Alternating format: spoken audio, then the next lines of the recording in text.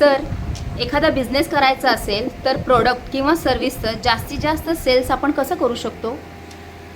खूप सुंदर प्रश्न आहे. तर ह्याच्यात कसं आहे की आपला प्रॉडक्ट किंवा सर्व्हिस जास्त जास्त लोकांपर्यंत पोहोचवणे आणि जास्तीत जास्त लोकांच्या डोक्यात बसवणे आणि अशा पद्धतीने त्याचा सेल्स करणे. तर ह्याच्यात ना 4 फॅक्टर आहेत. पहिला फॅक्टर आहे प्रमोशन, दुसरा फॅक्टर आहे ब्रँडिंग, तिसरा फॅक्टर आहे एखादी काहीतरी गोष्ट करून आपण पब्लिसिटी करणं आणि चौथा फॅक्टर आहे की ॲडव्हर्टाइजमेंट. बऱ्याच वेळा काय होतं, ज्यावेळी तुमचं स्टार्टअप कंपनी असतं, तुमच्याकडे पैसे नसतात, तर त्यावेळी काय करायला पाहिजे, हे सगळ्यात महत्त्वाचं फॅक्टर आहे. तुमच्याकडं प्रॉडक्ट आहे, तुमच्याकडे सर्व्हिस आहे, पण तुम्हाला हे कळत नाही आहे की ह्याचं जास्तीत जास्त लोकांपर्यंत पोचवायला कसं पाहिजे. हे सगळ्यात मोठा प्रॉब्लेम प्रत्येक उद्योजकांना ज्यावेळी तो सुरुवात करतो किंवा बिझनेस करत असतो त्यावेळी त्याला खूप प्रॉब्लेम येतात. प्रत्येकाचं असं अडचण आहे की त्याला असं वाटतं की माझ्याकडे भरपूर भांडवल असायला पाहिजे. तर भांडवल असून चालतंय का? फक्त भांडवलच असेल तरच आपण बिझनेस वाढवू शकतो का? किंवा आपल्याकडे पैसे असेल तरच आपण आपला बिझनेस मोठा करू शकतो का? मला असं अजिबात वाटत नाही. सगळ्यात महत्त्वाची गोष्ट आहे की capability, right? If you are capable, तुमचा बिझनेस कसंही करून वाढतोय, तुमच्यात आयडियाज येतात आणि तुम्ही इम्प्लिमेंट करायला सुरुवात करता. तर ह्याच्यात 4 फॅक्टर आहेत. तुम्ही जे प्रश्न विचारला, तर पहिला फॅक्टर आहे की प्रमोशन. आपल्याला हे गोष्ट कळायला पाहिजे की आपण आपल्या प्रोडक्टचा किंवा सर्व्हिसचा प्रमोशन कशा पद्धतीने करतो आहे. तर आपल्याला जमतं आहे का की प्रमोट कसं करायला पाहिजे. प्रमोशन म्हणजे एक्झॅक्टली काय? प्रमोशन म्हणजे काय की शॉर्ट टर्म पिरियडसाठी असतं. फॉर एक्झाम्पल 1 दिवस, 2 दिवस, 3 दिवस, 15 दिवस तुम्ही एखादा डिस्काउंट ऑफर करू शकता किंवा एकावर एक फ्री असं तुम्ही एखादा ॲड करू शकता किंवा एखादा तुम्ही व्हायरल पोस्ट तयार करू शकता. ज्यावेळी लोकांना कळतं, कस्टमरला ज्यावेळी कळतं की एकावर एक फ्री आहे, एकावर 2 फ्री आहे, 2वर 2 फ्री आहे, एखादा स्कीम जरी तुम्ही काढलात ना, लोक तुमच्यापर्यंत येतात आणि जास्त जास्त सेल होतं आणि त्या पर्टिक्युलर पिरियडमध्ये तुमच्या प्रोडक्टचं ना प्रॉपर प्रमोशन होऊन जातं.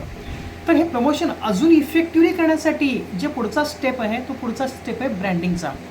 तर मित्रांनो, ब्रँडिंग म्हणजे काय असतं?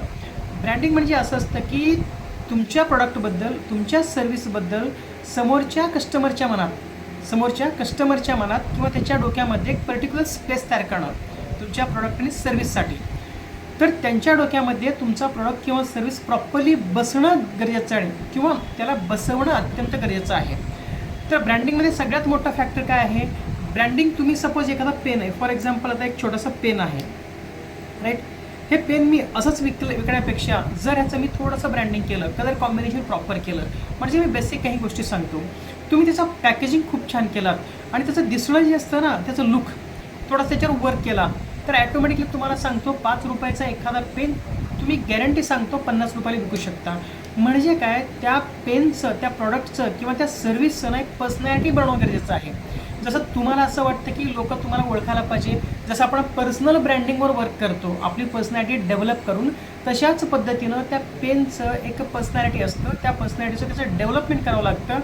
त्या पेनचं डेव्हलपमेंट केल्यामुळं, ब्रँडिंग केल्यामुळं काय होतं की त्याची प्राईस वाढतं, राईट? लोकांचा विश्वास कसं बसेल? ज्यावेळी तुम्ही त्याचं ब्रँडिंग करता. तुम्ही ब्रँडिंग केलात ना, तुमचा प्रॉडक्ट जर ब्रँडेड असेल, सर्व्हिस जर ब्रँडेड असेल, तर तुमचा प्रमोशन फास्ट होतो आणि जास्त विक्री होतो आणि जास्त जास्त लोकांपर्यंत पोचतं.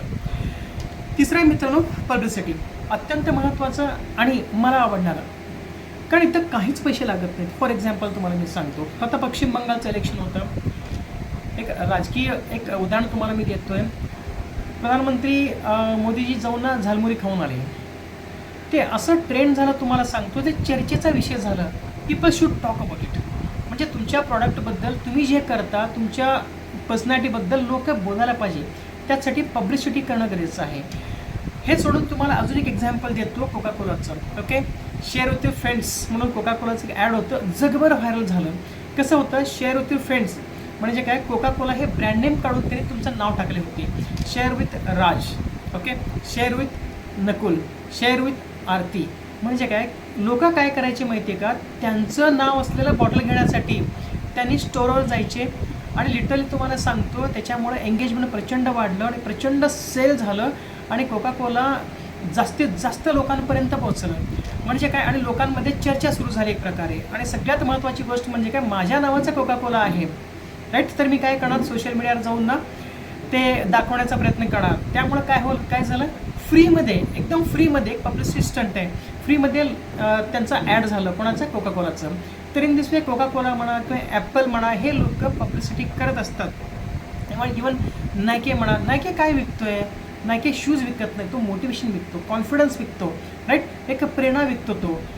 म्हणजे लोकांपर्यंत पोचण्यासाठी, ग्राहकापर्यंत पोचण्यासाठी पब्लिसिटी करणं हे एवढं महत्त्वाचं गोष्ट आहे, कारण का इथं काहीही पैसे लागत नाही आणि फक्त आयडियाज लागतात. तुम्ही जर प्रॉपर आयडिया इम्प्लिमेंट केला तर तुमच्या प्रॉडक्टना पब्लिसिटी खूप फास्ट होतं आणि हे तुम्ही जगभरात करू शकता किंवा तुम्ही लोकल लेवलसुद्धा करू शकता. चौथा लेवल आहे आणि सगळ्यात महत्त्वाचं ब्रँडिंगमध्ये मी एक गोष्ट विसरलो की ब्रँडिंग हे कंटिन्युअसली करण्याची गोष्ट आहे, दीर्घकालीन आहे बरं का. तुम्हाला सांगतो, आत्ता मी केलं ब्रँडिंग आणि संपलं असं नाही आहे. पब्लिक, ग्राहक किंवा माणसं म्हणजे पीपल ह्यांच्या माइंडमध्ये जागा जर तुम्हाला तुमच्या प्रॉडक्टबद्दल किंवा सर्व्हिसबद्दल तयार करायचं असेल तर हे लाँग टर्म गेम आहे. Branding is a long term game, right. त्याच्यानंतर पब्लिसिटी, त्याच्यानंतर येतो ॲडव्हर्टाइजमेंट. ॲडव्हर्टाइजमेंट म्हणजे काय की तुम्ही पैसे देऊन तुमच्या प्रॉडक्टचा ॲड करता, तुमच्या सर्व्हिसचा ॲड करताय, तो ॲड लोकांपर्यंत पोहोचतो, मग तुमचं विक्री होतं. हे सुद्धा लाँग टर्मच गेम आहे. इथं जास्तीत जास्त तुम्हाला पैसे खर्च करावे लागतात. ह्या सगळ्यांचा प्रॉपरली अंमलबजावणी करणे, ह्या सगळ्या चारही गोष्टीचं प्रॉपरली इम्प्लिमेंटेशन करणे म्हणजे मार्केटिंग. Marketing is nothing. हा सिम्पल आणि सरळ गोष्ट आहे. फक्त तुम्ही एक पेन आणि पेपर घेऊन जरी बसला तरीसुद्धा तुमचा प्रॉडक्ट सर्व्हिसना प्रॉपरली तुम्ही विकू शकता. फक्त तुम्हाला पेन आणि पेपर घेऊन बसणं अत्यंत गरजेचं आहे. अशा पद्धतीने तुम्ही मार्केटिंग करू शकता आणि तुम्ही अशा पद्धतीने तुमच्या प्रॉडक्टचं किंवा सर्व्हिसचं सेल्स वाढवू शकता. So thank you. अजून काही प्रश्न?